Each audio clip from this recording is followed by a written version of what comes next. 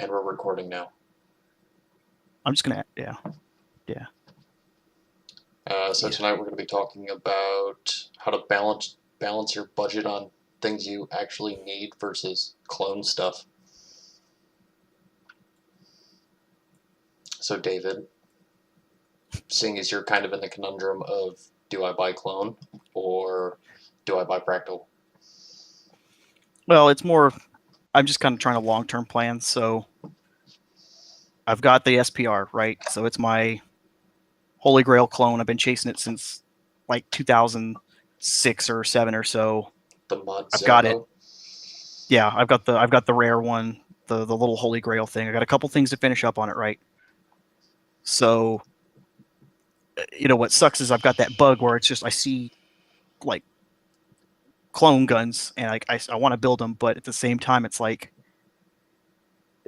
do I need to have like 10 fucking clones when I want a bolt gun that I can go out and do bolt gun things?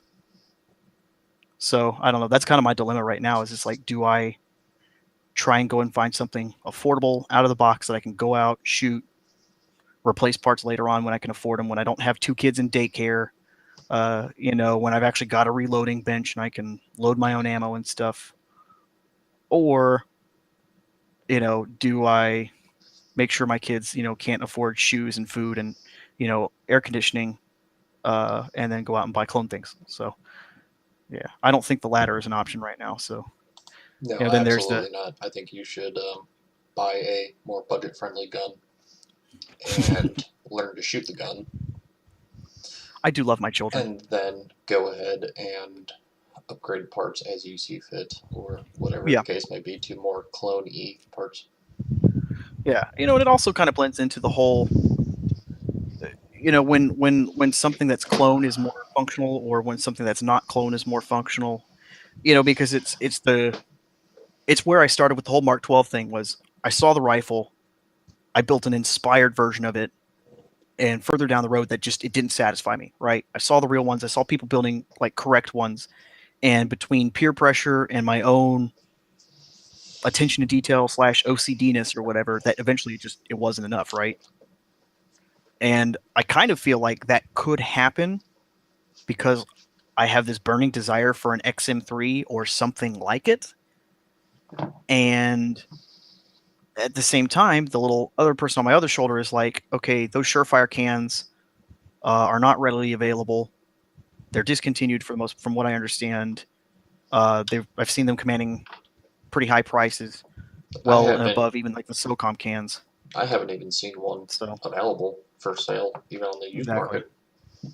Yeah, I mean, from what I'm guessing right now, I would have to be whisperings in the ears of C3 dealers or whatever, until the grapevine finds one collecting dust in a shop in like 5 states away, and they'll still want above MSRP for it, or something stupid like that, or another $50 transfer fee or some shit. So it's that kind of conundrum where it's like, if I know I probably can't get the right part right off the bat, do I still try to stick with an inspired build and get as close as I can, minus like the Surefire can?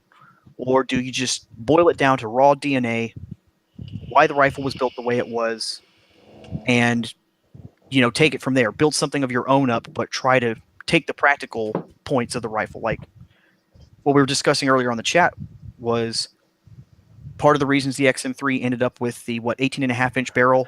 It was like, I think it was like a heavy Palma contour 18.5-inch barrel.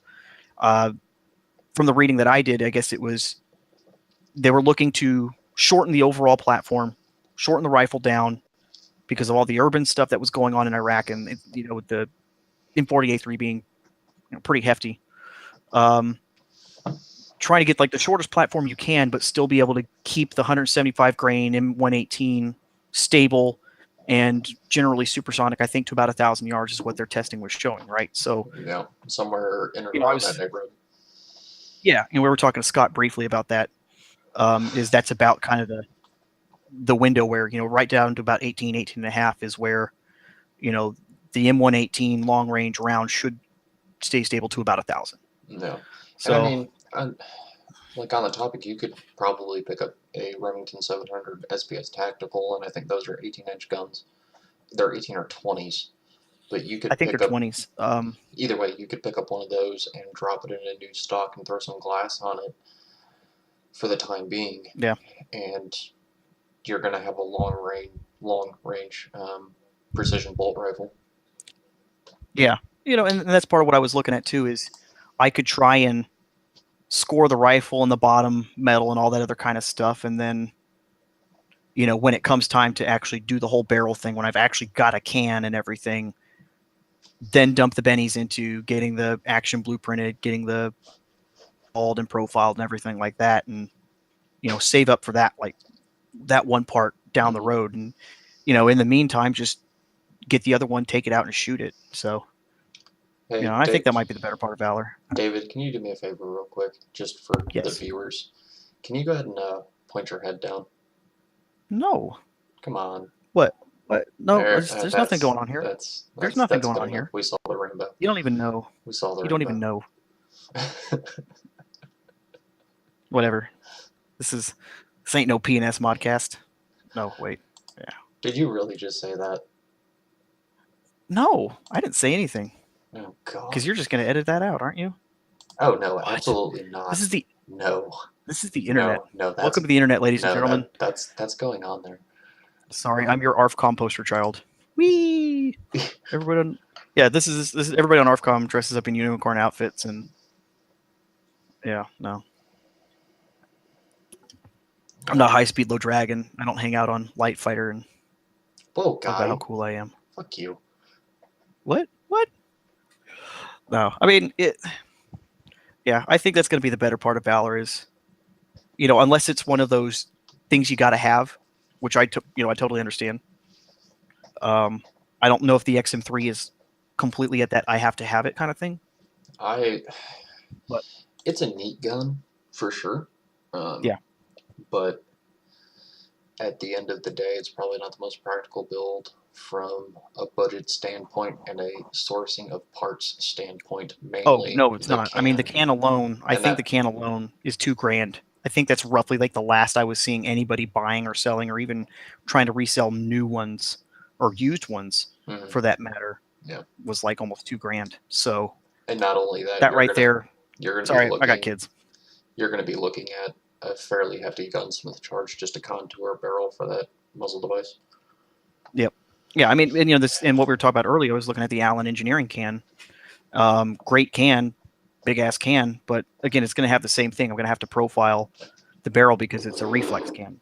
And that's where I was thinking at a later stage, if I'm having somebody do a barrel up for me anyways, what's profiling for the can going to do, right?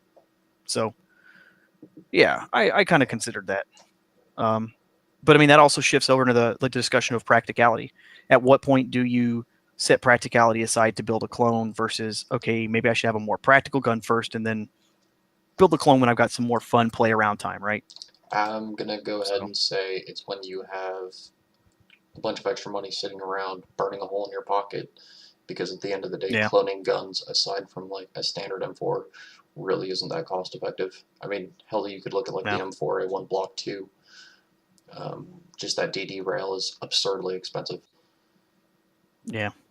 But even just a plain Jane M4A1, or like the no longer available Colt SOCOM, that's got most of the features you need. You can start off from there, generally speaking.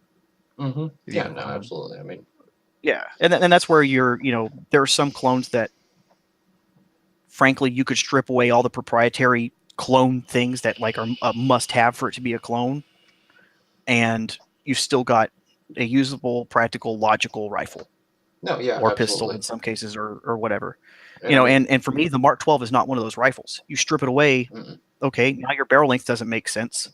The barrel manufacturer probably doesn't make sense. No. A lot of the rails and all these other things, they just don't make sense anymore once you've stripped away the clone bits. The CQBR, the M4A1, stuff like that. No, they make sense on their own, standalone. Yeah, I mean, you could even argue that the Block 2 makes sense, and I mean, we touched on that on one of our other chats, saying that the M4A1 Block 2 is kind of like the modern day recce rifle and kind of the dual gun, so to speak. Yeah. Even with its absurdly priced rail, You could take just the DNA from that gun and just throw a different rail on that gun that's a durable design, and it's just as Geisley. practical. Yeah, I mean, you could throw Geisley, you could throw any of the other Daniel Defense 12-inch options on there, and you've got a robust rail system. So, yeah, I think that was one of our podcasts that didn't quite go through, or where we had audio issues or something like that. But that was one of the first things I think we talked about is, clones that are just practical all the way around. You can strip away the clone stuff and still have a practical rifle. And I think that isn't the Mark 12. No, I think the two most practical clones are the Block 2s and like the Mark 18s. Yeah. But I mean, other than that, a lot of the guns, especially the Mark 12, the Mod 0 or the Mod 1, is not the most practical gun you could build. Yeah. And I mean, the Mod 0 was basically just trying to do the things that we have readily available on the market now. So it wouldn't happen now. They wouldn't redo that now because we've got better optic mounts that put the eye relief in the right position. Back then, in 1998 or so, when they were really starting to get into that program, the best options were a carbon fiber free float tube and a long rail literally connecting the two parts into one monolithic thing. Nowadays, we actually have monolithic stuff like the LMT MRP platform, or the Colt, just 901. Yeah. Or even if you're not doing monolithic or polylithic or whatever you want to call it, we've just got better optic mounts. We've got the LaRues, obviously, the ones that kind of wrote the book on the whole thing, giving you the right eye relief no matter what receiver and handguard you're using. Yeah. You should be able to get either an extended eye relief or even the shorter, or even the OBR style one, depending on what you're shooting. It negated all of, the Mark 12, the early versions especially, were just trying to make things happen when there really wasn't anything on the market. Nowadays, we don't have it. And I mean, nowadays, hell, you're seeing dudes transition away from the DD rails to the Geisley rails, and you're seeing an increased use of LaRue scope mounts or LaRue optics mounts. A lot of even guys are using the Geisley ones too. I mean, there are other options that are being used and stuff. I mean, hell, you can pick up a Geisley rail now cheaper than you can that damn Daniel Defense rail. Yep. Yeah, I mean, and they're again, like they said, they're solid rails. They got a big beefy barrel, long barrel nut. They're pretty robust for what they are. I think that barrel nut is actually derived roughly from the HK416's barrel nut, if I'm not mistaken. I think it is too. Yeah, I think that's what they basically did, is they carried over that particular design, because it's almost like a slip fit. It's a very, very snug fit. I will say that is one of the easiest rails I've ever installed ever. Yes. It's amazingly simple. I mean, it's like everything about greatest things that have happened in like the last 5-10 years in the AR-15 since the Iraq War kicked off. Yeah. You've got the LaRue SPR mount that did big things, and then ultimately barrel nuts for rails that you don't have to time. Like, I think those two are probably some of my favorite things that have happened in like the AR world in the last, 5 to 10 years or whatever it's been. Actually, it's been over 10 years. And I mean, a lot of those options at this point are more readily available, especially when you're talking rails. Like the Geisley rails are infinitely easier to happen upon, and they are more practical. Yeah, I mean, and a lot of that stuff was pioneered by guys like Knights Armament. I know, they're obviously the expensive gorilla that's always in the corner. Well, why not Knights? Well, they kind of pioneered a lot of stuff, or at least they were talking to the people that were pioneering the right stuff and got all the marketing license or whatever. But you look at the URX rails. The URX rail pretty much is the pattern by which everybody else started patterning their rails off for the most part. Granted, the whole proprietary barrel nut and barrel nut wrench and one-time use stuff, that kind of sucks. But the URX 3.1, the one where it had like the shaved sides and just the 369 little rail sections, that's pretty much become a pretty much standard template for rails. Yeah, it's the standard by which all of their others are judged by. I mean, really, on the commercial market, at least, how often do you see full quad rails? Yeah, I mean the quad rail still has its uses for some people. Obviously, there are folks that, on the military side that have, or even civilian side, you got your lasers, you got lights, you got sling mounts. You actually have a need to have all types of stuff mounted all over the damn place. But you can accomplish that with all these modern rails too. Yeah, you can. It's one of those, if you consider how fun supply chains are, trying to give people little individual rail sections all over the damn place. Oh yeah, I agree. Like I think, like if the military were to upgrade the M4, as we touched on before, the Block 2 makes the most sense from a sourcing standpoint, but there are other options out there that could be explored. Like I'm sure, if the military were to source a Geisley rail, Geisley would make that rail however the hell you wanted it. So. Yeah. I mean, they make a full Picatinny rail anyways. They've been using it for they've got a match rail, that some of the service teams are starting to use. Well, hey, let's. How about you, Cy? What do you think, Mister Budget Things? Well, you guys touched on a lot of things. Yeah, right. You guys touched on a lot of stuff. I mean, the Mark 12 is a dinosaur now. It's the 18-inch barrel is overrated. You can do everything with a 16 or even a 14.5 with the right materials and the right manufacturing. I mean, you can go to Douglas, or if you want to go high end, you can go to, Ballistic Advantage, CLE, all those guys. You can get good barrels for a lower price. It will do the same thing as an 18-inch barrel at a shorter length. And that goes back to the budget thing. Like, yeah, the Mark 12 should have a Douglas, but you can get a Ballistic Advantage. It pretty much is going to be the only one that knows, but eventually you might be able to upgrade it. But that's going to be a good starter barrel. Or,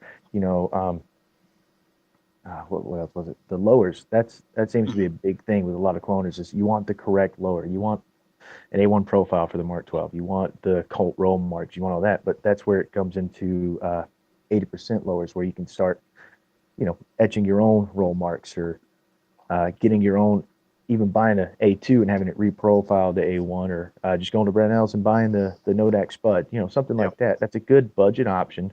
That's not 100% kosher, but it's good and it works. And who knows? And it's one of those things that I usually tack on as a later thing in the stage. If you're in a position to grab an A1 lower right off the bat, then titty sprinkles. Me, if you're going straight into one of those things and, hey, you know what, focus on the upper, or whichever part you think you're going to be the toughest to acquire, get the hard parts to find, right? If you score a wheel front sight base, then boom, dude, you've got the unicorn. The rest of it is a matter of, either handing out sexual favors, or like literally bribing people, or trying to get written into people's wills. Selling blood and semen. All doable. Yeah. I mean, which I don't know, people apparently have done. A dude popped up on ARF within the last few days, and I guess he apparently twisted enough arms at PRI that he scored original first-gen parts. I don't know if this was like people he knew and he just literally like got on his knees and begged or whatever, but he succeeded where I failed years ago. Because trust me, I was like, hey, do you guys happen to have any stuff just sitting back there, maybe on the shelves or personal collections? I tried that by email years ago, asking questions. Well, and apparently somebody succeeded. So, it's doable. It happens. Right. When you see people now getting that one guy that got the M4A1 GSCCL, whatever that GLSSC, ridiculous GLSSC, stuff like that happens for a one trade for a Mark 18 rail, and you're just sitting there going, I kid you not that the gentleman that goes by Stickman on like all your social media, people have offered him SR25s and north of that money wise for his GLSS. He is not $6,000 is the one that I keep hearing. Like literally, someone offered him basically $6,000 for this rail, and he said no because he knows what he has, and that's Isn't there only like two of those in like public hands or some goofiness? There's 25. Apparently more. 25. There's more, but there's only one or two that you ever actually see. I don't think anybody else lets them out to play, either because they don't care, they're sitting somewhere, or they've built one and they're just sitting there. They're going to wait 10, 15, 20 years instead of be like, hey, look, it's a GLSSC. And throw it on Gunbroker and try to fund their college for their kids or something. I don't know. It could be any number of those things. There are times you track how many rare cars there are. Like there's, I can't remember how many Aston DB4 GT Zagatos there are on the planet, and a couple of them show up to places like Goodwood to race every year. Yeah, there's guys out there racing multi-million-dollar irreplaceable cars. And where's the rest of them? They're in collections. Some guy in Dubai's garage that you're never going to see again. There's people that do that. They buy 71 Hemi Cudas that are perfect, numbers matching, and then you never see it again. They don't drive it to a car show. They basically wrap it in plastic and hide it in the corner somewhere. Yeah. So, and there's probably a lot of clones and clone parts that are out there, like original SPR uppers and stuff, because supposedly there are about 12, maybe 15 actual papered uppers out there, but only a handful of us are actually, or not me, I don't have one. I wish I did, trust me. Only a handful of people are actually out there in what I would call social media platforms, whether forums, Reddit, Facebook, wherever else, actually out there with their shooting and showing it to people. And I enjoy every time I see one because, I think they're a really cool piece of history, So, and that's the way I look at mine. It's like, I loved always seeing them, and I'm glad to take mine out, shoot it, take pictures of it, talk about it, because, they really don't pop up every day. And I know there's people that, they're like me back like 5 years ago or whatever. I was just sitting there going, oh, that's so cool. So, I'm that guy that if you have a cool rare car, I'm going to drive it around. I'm going to give kids a ride in it. That guy. I'd rather be that guy. But I think a good thing you just said was the thing about the history. A lot of people like the history of clones, and that's why we clone. And history has not always been practical, and that's something you need to think about when you're building. No, that's exactly true. There are plenty of failures in our history. Yeah. And the Mark 12 is a great example because everyone wants a Mark 12. Not everybody, but a lot of people want a Mark 12 because it's, in my mind, it's a beautiful rifle, but it's a dinosaur. And if you want a Mark 12, build a Mark 12, but it's not something you want sitting by your bedside at night. You know what I mean? Like unless it's a Mod H or a recce. Hold on, that's sort of like a Mark 12. Cue the picture of the guy shooting one from a helicopter with an aim point on it. I'll find it in a minute. It's there. Yeah. I've seen that one. That's actually pretty good. What was I going to say? But Mark 18, something like that. That is a practical clone. Yeah. That is not a dinosaur. That is current, and it has advantages to it. And that is a clone that if you want a bedside clone, that is the bedside clone. Yeah, and you don't even have to go 100% clone on it. Like you can have a clone, and you're not. Yeah, plenty of guys doing like the 10.5-inch LMT uppers and stuff like that, and there's context out there that they were bought as COTS things when guys couldn't get Mark 18s. I know huge fist fights break out if you insinuate that the LMT 10.5-inch was actually issued as a Mark 18 from Crane. It's like but right, and I've seen those fist fights. If you mention 10.5 and Mark 18 in the same sentence, there's going to be fist fights. Yeah. So there always is. But I want to go make a post on the Facebook page now and have it say something along the lines of, so how about them 10.5 Mark 18s, just to see what happens. Oh God. Yeah, there goes all the viewers, right? No, I mean it's some of the things that I've learned a lot from last year. We were talking and before New Year's and everything was, you learn that there's how we perceive things to be in the clone world and us nerds sitting around going, ooh. But then there's the real world of units need shit. They're going to buy shit. They're going to break out the credit card. They might send the official shit in and be like, hey, look, we don't have any CQBRs for you guys. They're going to fucking get out there with their government credit card. They're going to get on like LMT or somebody's website. And they're going to buy some 10.5-inch uppers. And from what I understand, that's something about how that probably happened. Either directly, I don't know if Crane just bought a bunch and handed them out to people, or if they just went through unit level. I mean, hell, the whole Mark 12 thing started off as permission to do some COTS and localized testing on an idea. That's how that program started on the Army side, at least. Buying some commercial parts and having some uppers and stuff built, and some, talking to Scott, I guess a lot of it really was AMU experience, or even some AMU personnel being involved in a lot of it. So you can't ignore that sometimes the supply chain doesn't work how we think it does, and shit happens and people get weird stuff and we're like, what the fuck is that? Like the SAMRs that we had that had fluted barrels. Yeah. And that's the thing is, those SDMRs that started off fluted and then come back with weird different barrels. It's and PRS stocks. Yeah.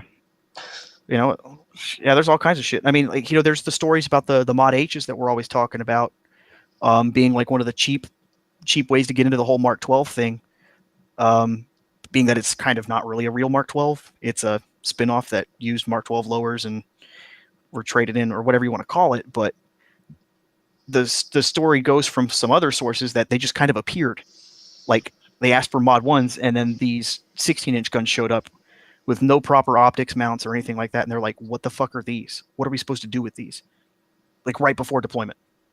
Yeah. So they had to, like, scramble around and, buy LaRue mounts or gobble grabble stuff off of other things. And I guess they didn't even get stuff until they were, like, in country, and then finally got some mounts sent out there or some shit. So, I mean, like, funky things like that happen. But as far as, like, the whole...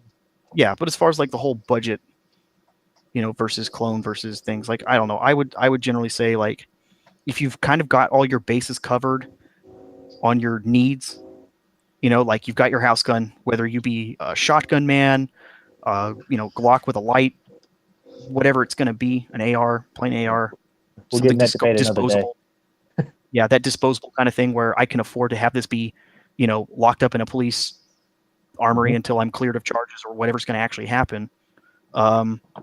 Okay, once you got those bases covered, then I think what you're trying to get at is don't get so caught up on being 100% clone correct.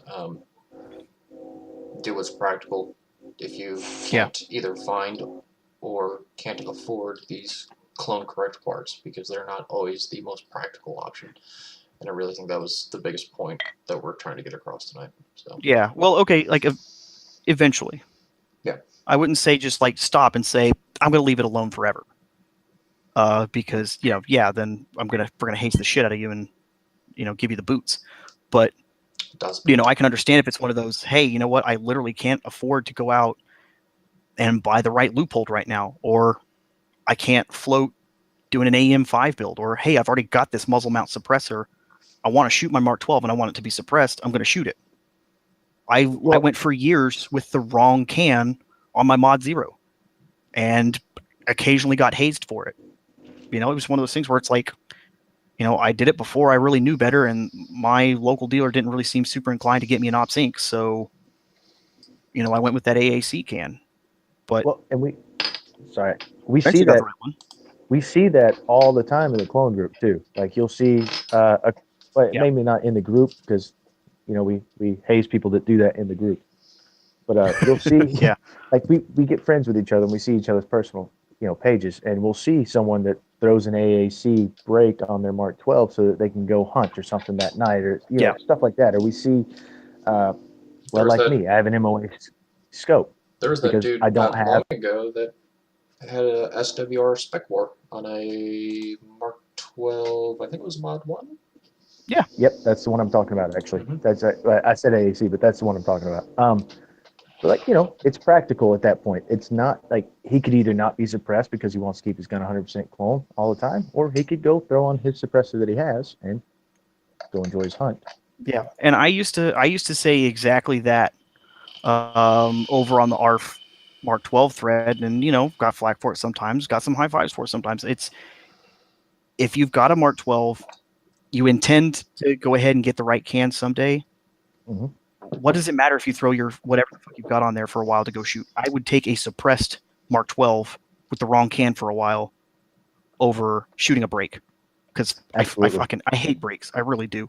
I'm not doing PRS competitions. I'm not doing 3-gun. I'm not like, oh my god, my split times, or whatever. I'd rather not be that asshole that's fucking blowing everybody away with a break on the shooting line when there's like a covered awning over top. It's just, God. Sorry, I'd like to be a polite neighbor when I'm shooting. Never ever shoot around me with my 11-5 without a can. Then. Yeah, I mean, it's gotten to the point where, we were talking earlier about I want to do an XM3 or something close to it. I don't want to have it if I don't have a can. Like, I look at any new caliber, Like, I pigeonholed myself into 5.56 because I got 2 5.56 reflex cans. I need to get out of that mold first. It would make more sense for me to get a muzzle mount 308 can that I can use on a 5.56, like down to like a 10-inch or whatever. Mm-hmm. But I was gonna say, if you say 7.5, I'm gonna dick punch you. I might do it. Don't. Just because reasons. I fucking hate you. I'll do it. Don't make Anyway, me. we are starting to go off on some tangents and Oh, yeah, rabbit trails here. So what did we already cover? So we've got Mark 12 budget, practicality, and right, yeah. I think we've covered. I think we've Yeah. about covered all the bases we need to for this topic. There's really not a whole lot more that could be said without going off on 90 different rabbit trails. So, David, we like rabbit trails. David, any closing words with your unicorn onesie?